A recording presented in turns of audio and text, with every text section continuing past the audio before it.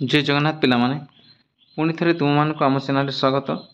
चलो आज आम षष्ठ श्रेणी आम साहित्य बहीर कौन शिखा पाठर प्रश्नोत्तर गुड़ी को देखा। यार प्रथम प्रश्न उत्तर लेख। क नंबर प्रश्न है लेखक मनीषर दोष और गुण संपर्क कौन कहते। उत्तर है दोष गुण तो समस्तंकर अच्छी हेले आमर कथा होची दोष को छाड़ी गुण शिखा। लेखक मनीषर दोष गुण संपर्क यह कहते। लेखक मतरे अमेरिकार सबुठ भल कथाटी कौन।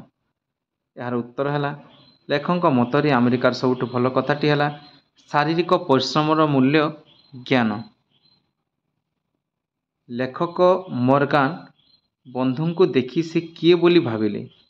उत्तर है लेखक मॉर्गान बंधु को देखी भाविले साई पड़िशार कहीं जड़े चिन्हा कुली होइतिबो। प्रश्न नंबर 2 बा 3टी वाक्य उत्तर लेख। प्रश्न नंबर क मॉर्गान कहीं लेखक पाखरे क्षमा मांगिले। उत्तर है लेखक मॉर्गान पाखक जीवा बेले तांकर हाथ जाक कादुओ होइतिला से लेखक सहित करमर्दन करिपारिबे नाही बोली क्षमा मांगिले।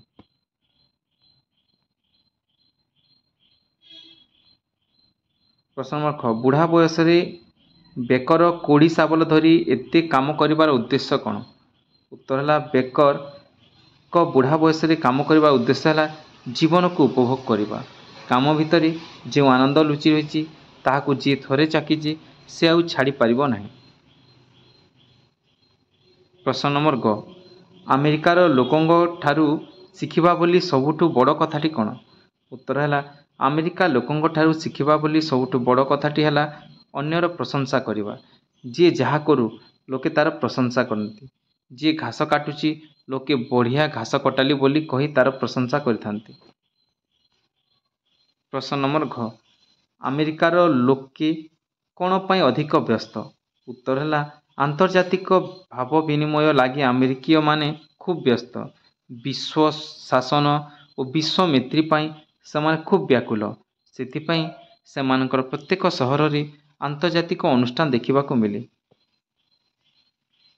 प्रश्न नंबर 1 लेखक मतरे आमे देश और जाति पे कौन करवा उचित। उत्तर है लेखक मतरे आमे देश और जातिर मुक्तिपथ खोजा माछी न होई महुमाछी हेबा घारे न बसी फूलरे बसिबा उच्च मना हेबा। प्रश्न नंबर 3 सरल भाषा बुझाई लेख। कहला शिक्षित बड़ लोक शारीरिक परिश्रम मर्यादा न बुझिला पर्यंत केवल अधा पिटिया दुर्बल मूलिया हाथ में देश उठी पारिबो नहीं। यार उत्तर है संस्कृत गद्यांशटी गोलोक बिहारी धलंक रचित कौन शिखिबा प्रबंधर उद्धृत। एठारे लेखक आम देशर शिक्षित लोकंकर शारीरिक परिश्रम थिबा हीनमन्यता भाव संपर्क में आलोकपात करछंती। अमेरिकार लोके परिश्रम को सम्मान दियंती काम करने को कहीं लज्जाबोध करती नहीं।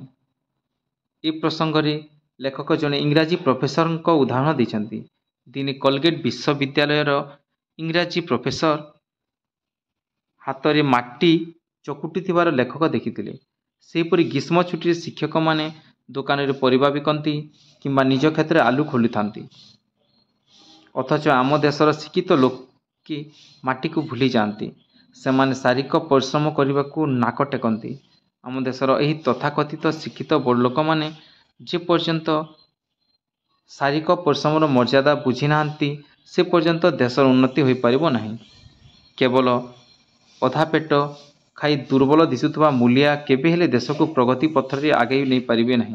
अर्थात अमेरिका परी आम देशर शिक्षित लोके शारीरिक परिश्रम को मर्यादा देले ही देशर उन्नति हेबो। वास्तव में लेखकर यह उक्तिटी यथार्थ अटे। प्रश्न नंबर ख काम व्यतिरेक अमेरिकान जीवन में सुख कल्पना असंभव। यार उत्तर है संस्कृत गद्यांशटी गोलोक बिहारी धलंक रचित कौन शिखिबा प्रबंधर संगृहीत।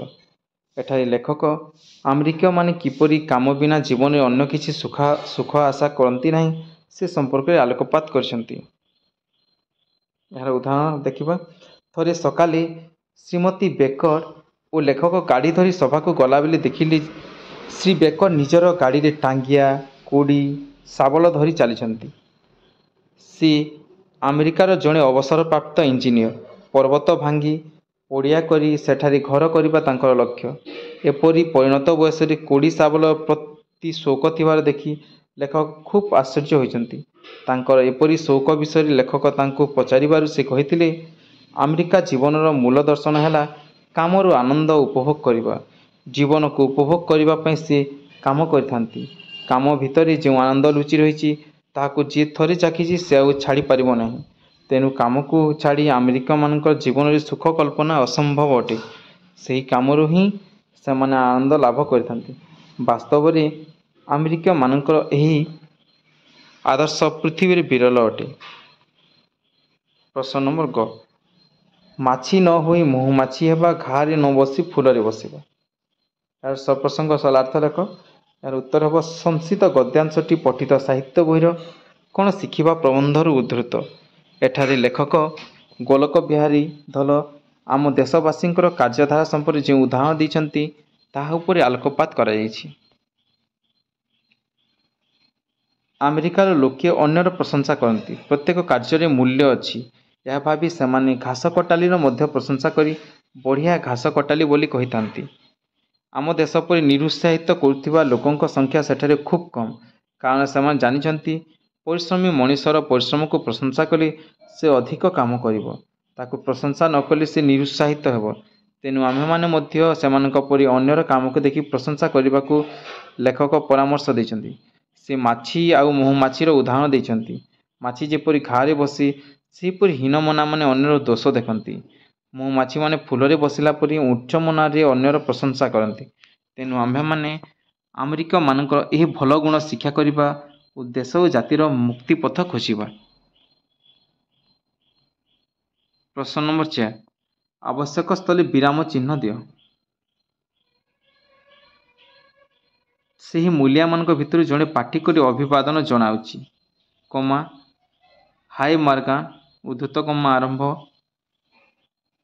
ହାୟ ମର୍ଗାନ ପରେ କମା ହାଉ ଆର୍ ୟୁ ପ୍ରଶ୍ନବାଚକ ଚିହ୍ନ। ଭାବିଲି ସାଇ ପଡ଼ିଶାର କେହି ଜଣେ ଚିହ୍ନା କୁଲି ହୋଇଥିବ। ଚିହ୍ନ।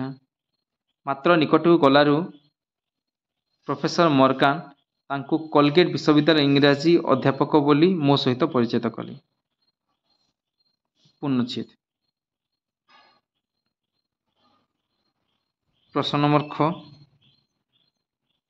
ମଣିଷ ଜୀବନରେ ଯେତେ କାମ ଅଛି, କମା ଘାସ କଟାରୁ ଘୋଡ଼ା ଚଢ଼ା ପର୍ଯ୍ୟନ୍ତ ସବୁ ବିଜ୍ଞାନ ଛାଞ୍ଚରେ ପକାଇ ଦିଆଯାଇଛି। ପୂର୍ଣ୍ଣଚ୍ଛେଦ। ପ୍ରତ୍ୟେକ କାର୍ଯ୍ୟର ମୂଲ୍ୟ ଅଛି।